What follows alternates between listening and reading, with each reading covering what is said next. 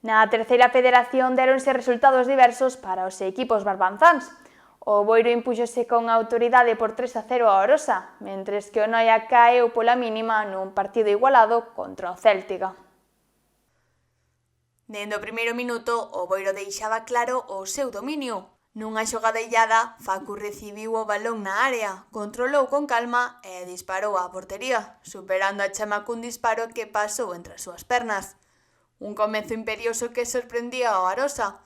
Tras este tanto, o xogo ralentizouse, pero o Boiro mostraba solidez en defensa e claras intencións ofensivas. Landeira anotou o segundo antes do descanso, deixando moi encarrilado o partido para os barbanzáns. Na segunda metade, o Boiro non deixou de dominar. Facu estivo preto de marcar o terceiro cun potente disparo dende fora da área. Os cambios na Orosa non lograron frear o impuxe local e, finalmente, Insúa, tras unha xogada persoal, fixo o 3-0 definitivo. A pesar de algún intento illado dos de José Luis Tizón, o Arosa non conseguiu marcar e o Boiro levou os 3 puntos con xustiza, logrando con isto ascender a un cuarto posto na clasificación. Por outra banda, o Céltiga sumou 3 puntos importantes na súa loita pola fase de ascenso, vencendo ao Noia por 1-0 grazas a un gol de Adri Rodríguez. Os locais saíron ao campo con moita intensidade, aproveitando os espazos na defensa rival.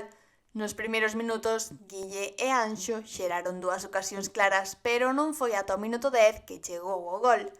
Unha gran xogada colectiva entre Guille, Sobrido e Adri Rodríguez culminou no tanto deste último, que definiu con acerto diante de Brais.